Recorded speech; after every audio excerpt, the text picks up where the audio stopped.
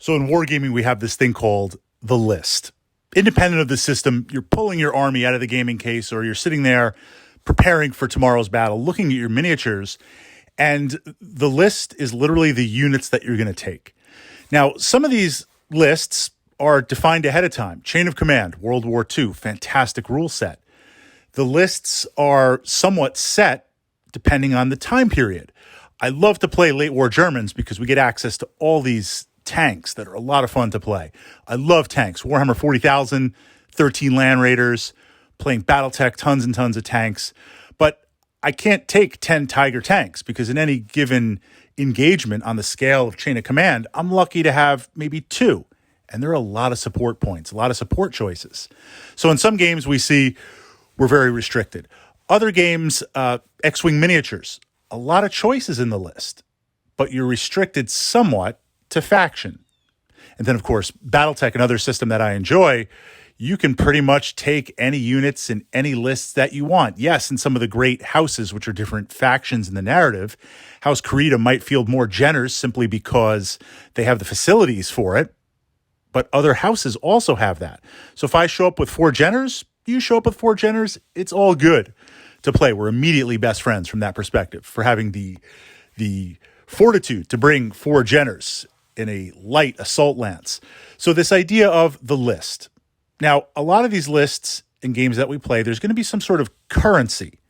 Could be C-bills, could be battle value, could be power points, could be squadron points, could be support points, chain of command.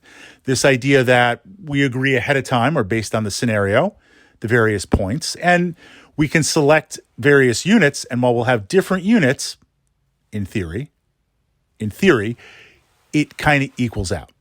Now, there's lots and lots of ways to build lists, and for today, we're looking at 2 lists in this vlog and the next vlog to post. We're going to get a little experimental here. Normally, I jump in conservative, give you guys some win for the next game. We're going to go totally throw that conservative aspect out and just go really, really radical. What I call, my own terminology, maximum overdrive. The idea is I'm going to take all of my power points, squadron points, C-bills, battle value, whatever it's going to be, and I'm going to pile it into one phase of the game. I'm going to buy everything for that, and I'm going to basically look to overwhelm you in such a way that you have no reasonable counter to that. Of course, if you do, or if you have a way based on the mission that doesn't favor me, I'm in a lot of trouble because there is zero backup. Okay, let's look at 2 examples for 2 systems that I enjoy, this idea maximum overdrive. So playing Battletech, one of my maximum overdrive lists, the various phases of the game, the movement phase. This is where we start, movement phase.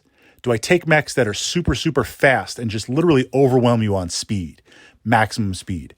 We look at the shooting phase of the game. Do I take stuff that's going to be maximum firepower? Big guns never tire. And then the subphase of that, the kind of physical phase, assault phase, physical attacks, stuff like that. Do I try to overload mechs that are really heavy and can just literally smash you into the ground? Now, most lists will have a little bit of everything in these phases, but we're piling everything into one phase. The shooting phase of the game, my maximum overdrive list, one of them that I play for Battletech, and I'm using this as illustrative examples for you to look at your own Tactica. LRM carriers, long-range missile carriers, LRM mechs, archers, longbows, real-time hundreds and hundreds and hundreds of long-range missiles coming down on you. Karnov as a spotter, infantry as spotters. You can't hide anywhere.